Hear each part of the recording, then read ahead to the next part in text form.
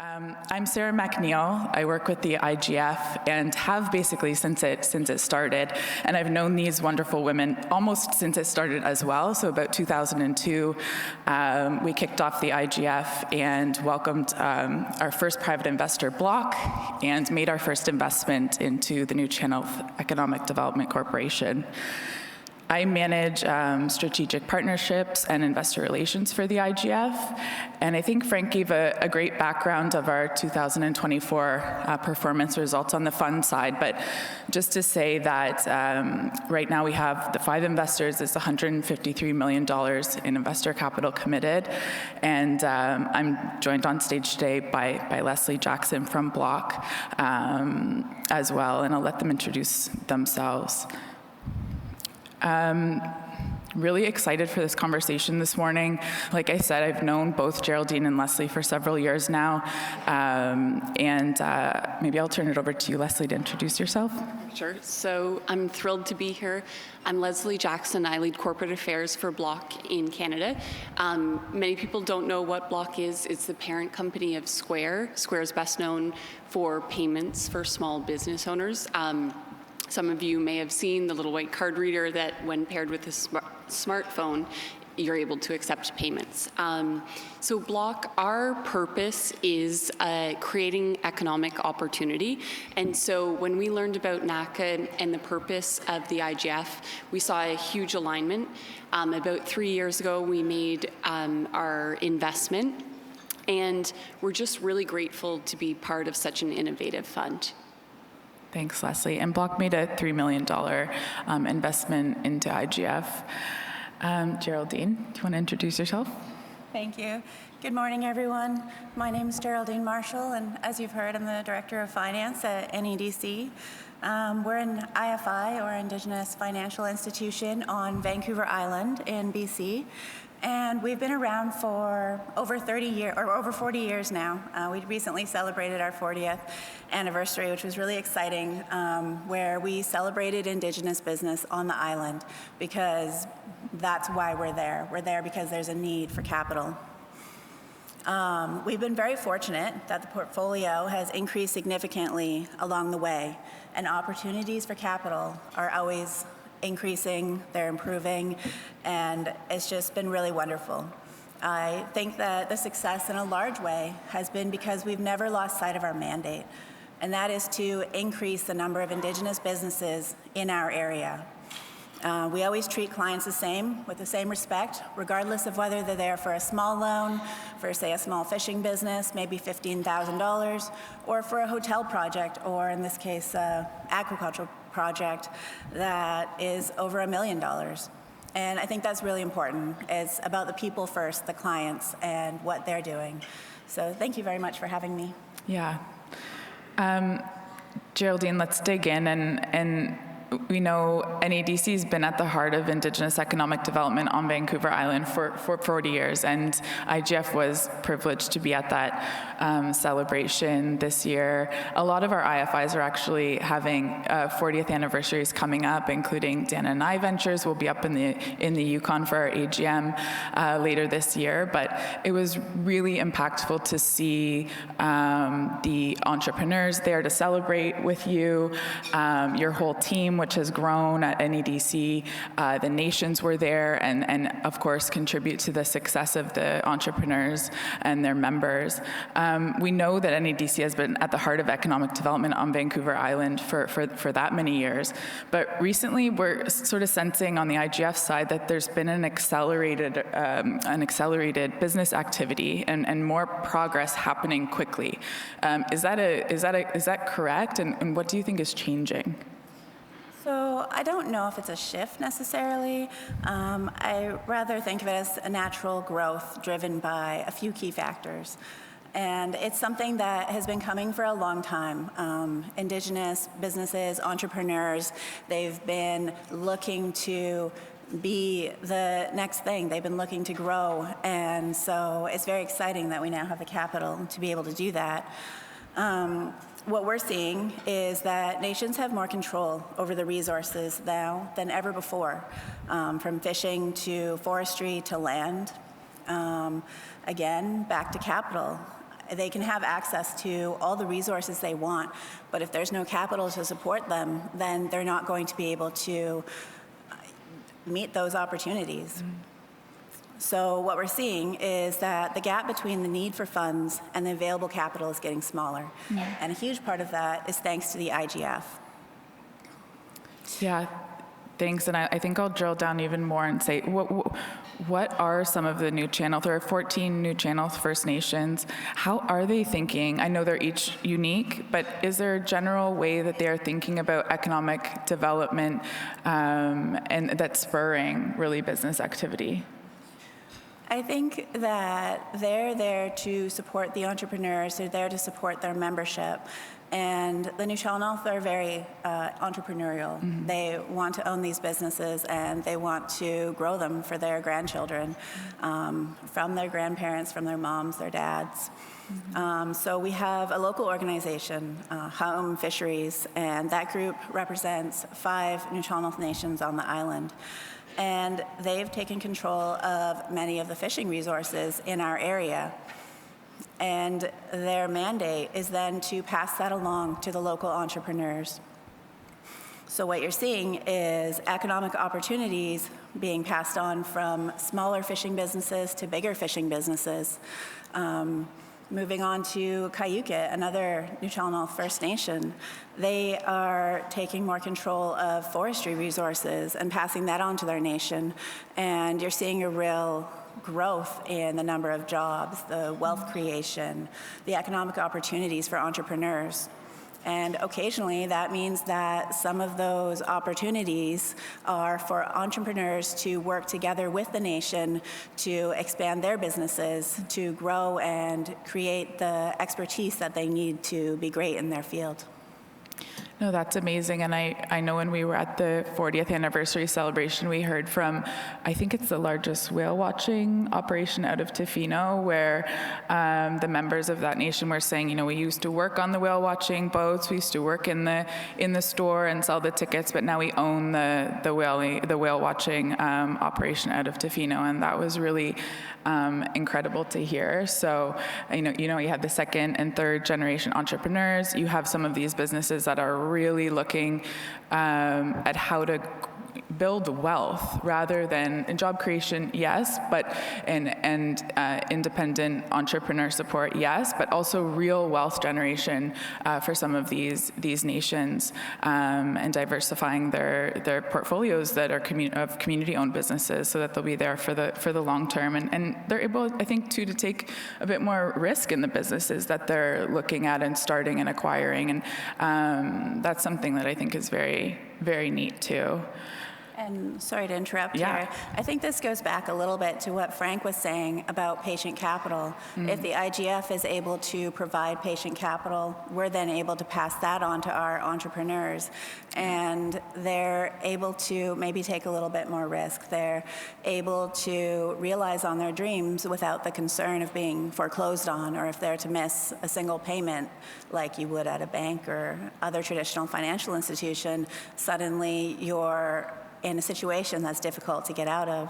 And so that was really exciting for us. It's really exciting for the entrepreneurs that we support. No, that's great. I think just even yesterday we were hearing about the wampum belt and walking alongside instead of sort of walking ahead and dragging people along behind you. And I know Al Little, who's the GM of NEDC and has been since the IFI started, he sort of embodies that. And I always think, like, Al's seen it all and been able to maintain that kind of steady leadership. And it's becoming a very busy space, Indigenous economic development, right? Everyone in this room knows this. There's competition. A lot of people are looking at Indigenous businesses and looking about how to invest in them. I think the IGF always takes that approach as well, of being steady and sturdy, and that comes from the way that IFIs operate. They're patient lenders. So I think we can drill down to a business now and actually talk about how some of that capital, that patient debt, is working in the mariculture LP business. So maybe Geraldine, I'll get you to talk about this business a little bit.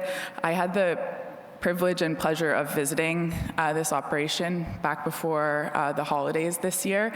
And yes, I did eat an oyster right out of the ocean. And yes, it was the best oyster that I've ever had. So I'm really sorry. There's a lot of food in this year's annual report. And hopefully that will make you want to visit Vancouver Island, visit some of these businesses. But I'll let you, Geraldine, talk about it a bit more. Yeah, for sure. Let's take a minute to celebrate the opportunities that are available to our Indigenous entrepreneurs. It's not just us, there are other organizations out there, and sometimes that can look like competition, but at the end of the day, that's better for our entrepreneurs. They're able to access capital at lower rates than ever before. They have people vying for their business, and I think that's really important that we celebrate that.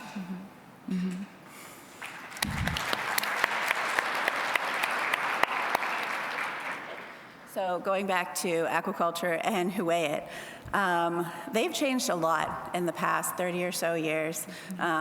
They used to not get along. There was a lot of internal fighting. I've heard they're kind of like the Hatfields and the McCoys. And so they're a great example today of what a nation can do if they put good governance into place. This has led to effective management. They've increased their human resources capacity, and now they're able to realize on the opportunities that they've created as a result of that. They've accessed the capital. They've built up their small nation. The aquaculture is just one piece of the puzzle. So they're very remote. They live at the end of a logging road, gravel road that was not for the faint of heart. If you were going out to Huu-ay-it territory, you needed a truck, and you still hope that you didn't get a flat tire. And so recently they worked with the government to improve that road to the point where now it's safer for their members and for anybody who comes to their nation. It's improved on the economic opportunities available to nation businesses, to membership businesses, to entrepreneurs, and it's been really amazing to see. One thing that they've done is they have capitalized on acquiring established businesses.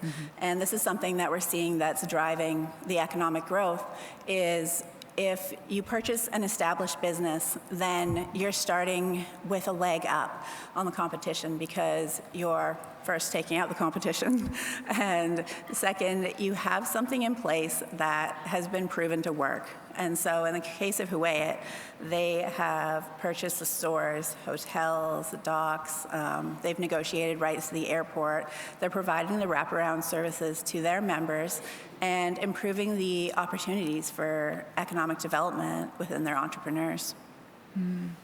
Yeah, and Mariculture LP is a really great example of one of Huu-ay-it's businesses that's owned by the nation. It's featured in our annual report this year, and it is basically an oyster farming operation. So everything from, they say seed to slurp, which as a communications person I love. But it's actually a bit more complex than you would think. I know more about oysters now than I ever thought I would, and I love it. But basically HFN has paired with a marine science company called Nova Harvest. Nova Harvest grows the algae to feed the oyster seeds. And yes, oysters are grown from a seed, which is so confusing. But and they're very picky eaters, apparently, these little baby oyster seeds. So Nova Harvest makes a business of growing the microalgae that feeds these oyster seeds.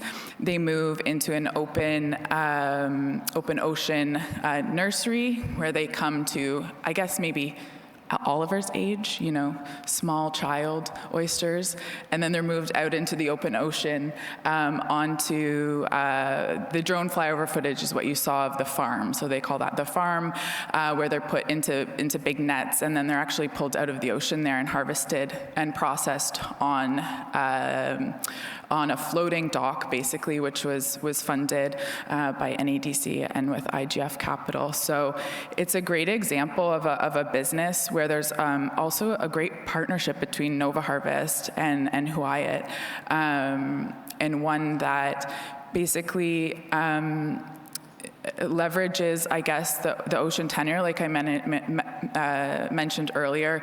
There wasn't the expertise in the nation has only, I think, about 1,000 members. Very small. Very small. They all live mostly in Port Alberni, which you have to take that road, which is vastly improved, by the way. I was terrified to drive on that road because everyone had told me that it was gravel, but it's been paved and it was a really smooth sailing. So if you would like to visit Bamfield now, it's quite easy to get there. But most of the members do live in Port Alberni and, aren't in aquaculture. So pairing with Nova Harvest, who had that expertise, and then using that ocean tenor that the nation has, activity on those tenors is really important. It's part of your treaty negotiation, but at least from what the nation said to us, if you don't use it, that doesn't look great, right? So partnering with another established business made a lot of sense for them, and they're actually looking, and I'll just talk really briefly about their third stage, which is capturing more of that vertical integration of the oyster processing. So they're going to start the dock in Port Alberni, right, and buy this big cryo freezer. I think it's made in France. And it will blow off the top shell of the oyster, so shuck it for you, cryo freeze it, kill pathogens, and make it a really accessible consumer product. I don't know about you, but I only eat oysters when I go to a restaurant because I'm A, afraid of cutting my finger off with the shucking knife, and B, I just have no idea how to shuck it. So if it was to come already on the half shell, you thaw it at room temperature, it's much more approachable for the consumer. But that's an example as well of how NEDC has financed one of these businesses, and they're able to think ahead to what the next step is. We're hearing a ton about trade and tariffs, and I reached out to Nova Harvest and HFN just about how that might be impacting their business and what they're thinking. And what they're saying is that this cryo freezing technology is going to allow them to have easier transportation.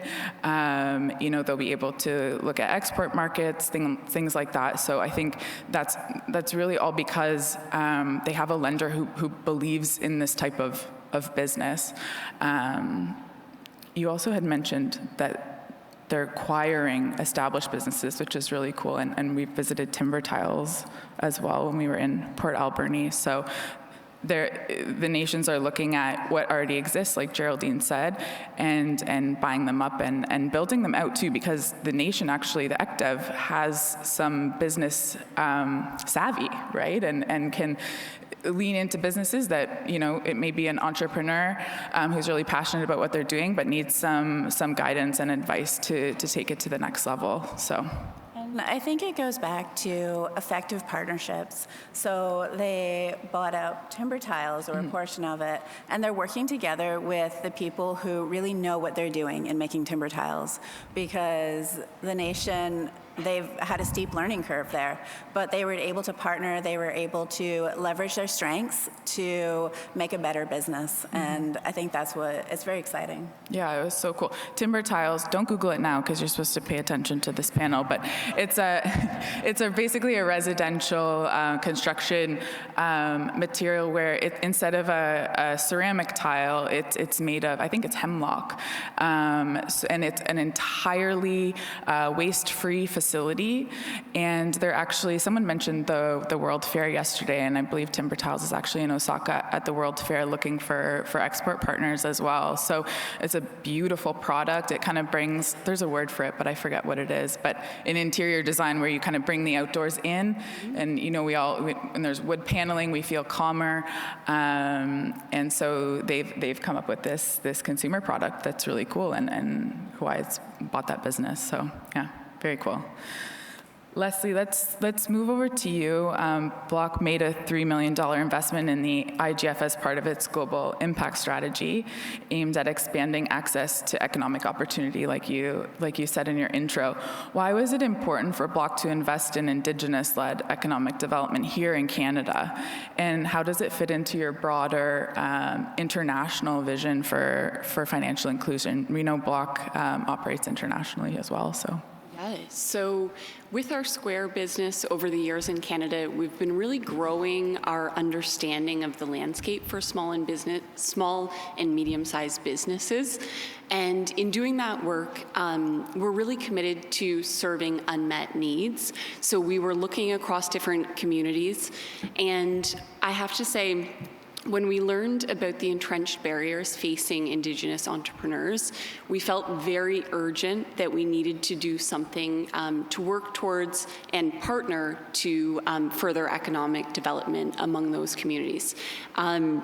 So when we think about financial inclusion, we really think that it has to be rooted in the community and for it to be community-led.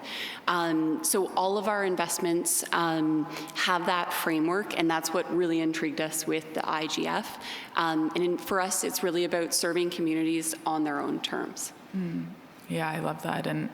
And IGF uses that same model, right? Just one kind of level down, where we're really relying on IFI's local knowledge and understanding of their entrepreneurs.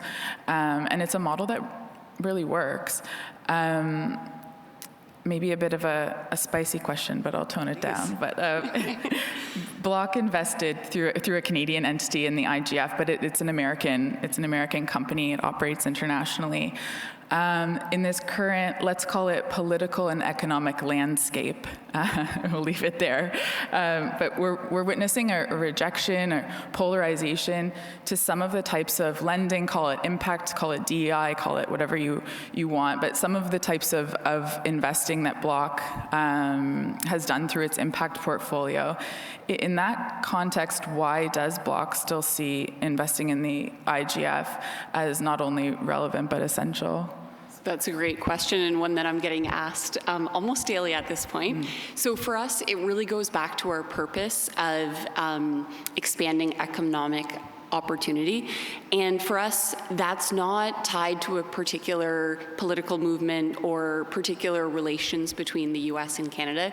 We operate in Canada, and so we're committed to our purpose here. And so whether or not that's building tools or the partnerships that we have, that will continue. Yeah.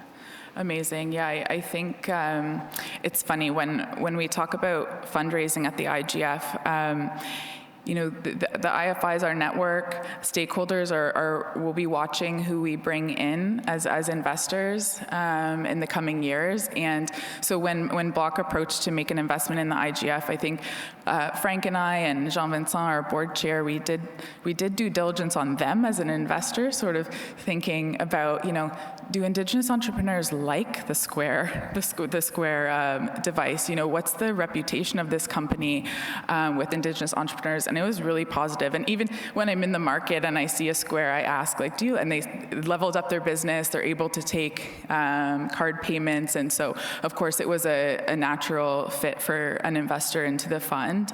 But you've done other work as well in investing in CDFIs in America and Australians, First Australians Capital. Can you talk a little bit about those investments? Yeah, so actually, our investment in Canada was the first international investment that we had made. Certainly, we saw a similar kind of landscape in Australia where there was that opportunity to work with Indigenous entrepreneurs there as well. In the UK, I think it's the arts organization that we're invested in there, but similarly, each of our leads in the different markets look for that opportunity. Which community is underserved? Where is there a fund that they're confident in what it's able to extend to those communities? And so we actually also do a lot of due diligence as well in terms of how we evaluate these different opportunities. And I do want to reiterate, how important to us the investment is that we have in the IGF. It really is a best-in-class investment, and so it was a tough act to follow, I will say. So we set a high bar in Canada for others to follow. Well, thanks. Yeah, and I mean, we connected even with First Australians Capital when they were going through that process with you as well, and shared our experience of bringing Block on as an investor. And now, like Frank had said, Block's investment is working in nearly 400 Indigenous businesses across Canada. So I think that's amazing, and all of our investor capital is working in those businesses. So. Geraldine, IFIs, we've talked about it a little bit, but let's go deeper. IFIs are experts in Indigenous economic development in Canada, and IGF is really modeled to leverage that experience and expertise and IFI's own community, a connection to community. Can you tell us, maybe talk about NEDC, but I know you also recently joined our TAG committee. Can you tell us a bit more about the IFI kind of network, their expertise, and maybe give us some insights to what's on the horizon for IFIs generally? Yeah, so I can't necessarily speak for IFIs. I can speak for NEDC though.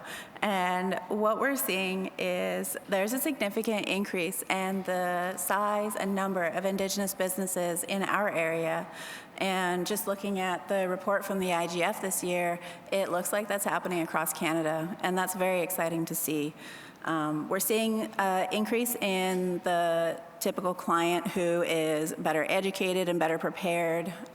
Maybe they have experience from their grandmothers, their grandfathers, their mothers, their fathers, and they're better prepared to realize on the opportunities that are available to them. So I think from our perspective, we can continue that trend. We can continue working with the businesses. We've got that experience in doing so. And I think that with the addition of the IGF capital, the availability of capital, that we'll be able to continue going forward in a really great way. Yeah, thanks. Leslie, can you build on that a little bit? You've talked about IGF, but what was it about the capital being lent through IFIs that really drew Block to invest? Yeah, so just knowing IFIs with their community expertise, understanding and unmet needs, and also really understanding what the community needs and having that personal relationship with entrepreneurs was really important to us. So I have to say, given the network of over 50 IFIs, that's incredible reach across the country. So it really is a national impact, which is so incredible. I think also just building on that, there's a number of other things that we think is really unique about the IGF. For example, the significant involvement by the government with BDC, with EDC, with FCC, a lot of acronyms, is incredible strength backing something like this. And also with what we saw from Frank moments ago, the robust reporting that this team offers is incredible, so that we know the impact that is happening and the progress, and we've seen that over the last 3 years. And then also the incredible stories of entrepreneurs that have been shared, where we see firsthand the impacts. It really covers all the bases of what an investor would be interested in. Yeah, thank you. And thank you for saying that you like all of our reporting. That's amazing. We do like reporting. Yeah, we spend a lot of time on that reporting, so. And for everybody else, it's actually not that bad. Yeah. Good. Yes, for IFIs that feed up. Of course, all of the IFIs that we've invested in provide IGF with reporting. We consolidate that and prepare reporting to our investors. So that's what Geraldine's talking about, and Leslie as well. And then we do our annual report every year. And this was our second time going through the exercise. I would say, I don't know if you've noticed, last year I was fully a brunette. My hair is definitely going a lot whiter. So we like the result, but it's always a big lift for our team. We're really, really happy with how it turned out. And we really dig deep into the businesses that we visit. I went to visit all 3 businesses and spent a day at NEDC's office. Bring donuts to them if you ever want to make friends. I spent a full day with each of these business owners. Had one of my colleagues, Aaron Stalen, join me when we were at the dental hygienist clinic. He did not get his teeth cleaned, but it was offered, I think. So we like to spend time and really learn how the entrepreneurs are doing, even barriers that they may be facing. We have, like Leslie mentioned, some amazing heavy hitters in our investors, the Government of Canada and BDC, EDC, FCC. These are organizations that, if we say that there's a barrier, their ears are to the ground along with ours to try and think of solutions for entrepreneurs. So. And I just want to jump in here, and you're hearing Sarah talk about these stories and the businesses she got to visit, and you can see how much she absolutely loved it. And that's what we get to do every single day, is we get to hear the stories and hear about the successes of Indigenous businesses in our area, and it is equally exciting every single day. Yeah, it is what everyone wants, right? They want to see and meet the smiling entrepreneur or stressed out entrepreneur. That happens too. When I visited the oyster farm, another tidbit, I think they thought I was insane because I had recently been to Japan, and Japan, if you've ever been, you could shop every hour of every day and still not even have seen 1% of the things that they have to buy.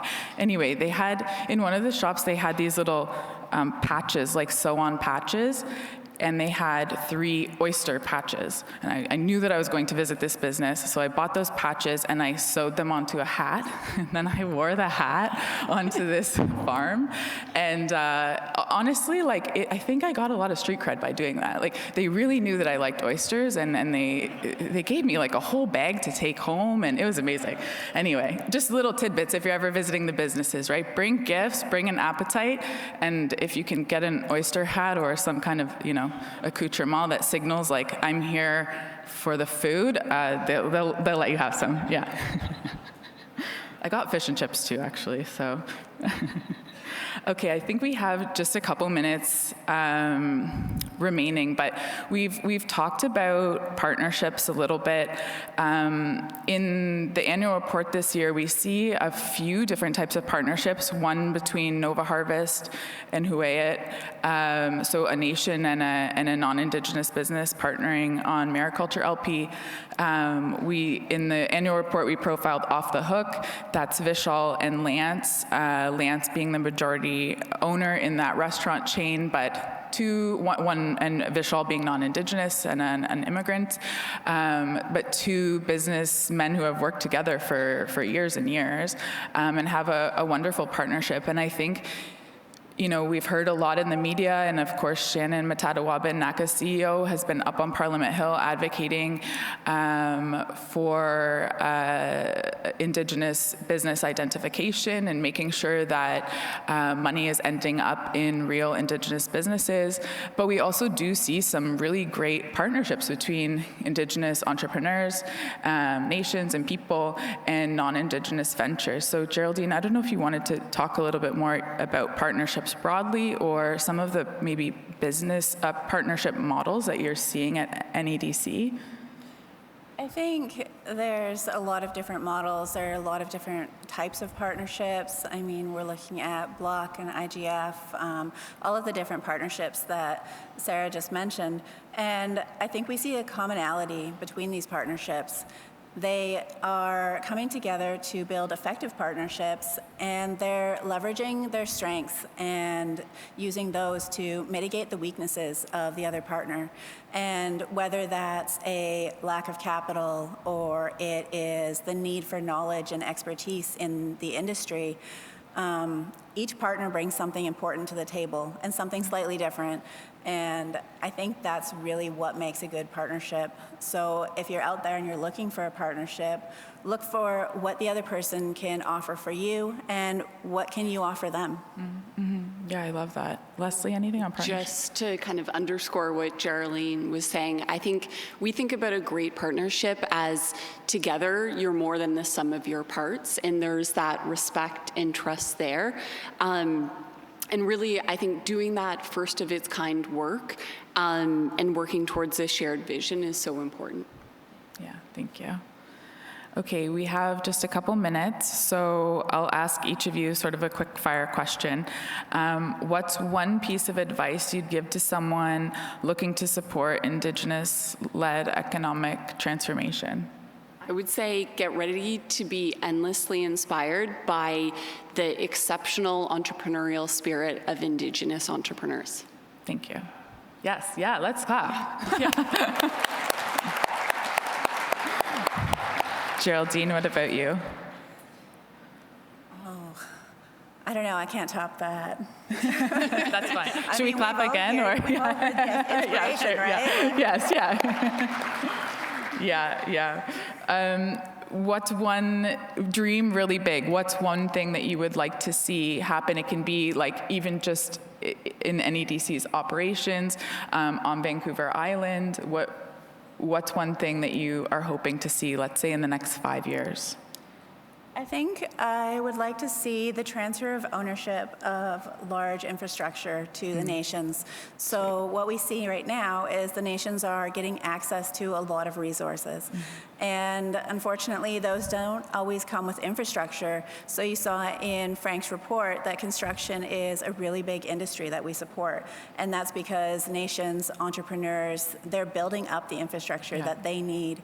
And so I think it would be very cool if we saw a little bit more of the acquisition of that infrastructure. Mm-hmm. Yeah, amazing. And that road to Bamfield is one of the examples of the nation really had to work with government. I think they paid for a lot of the infrastructure of paving that road.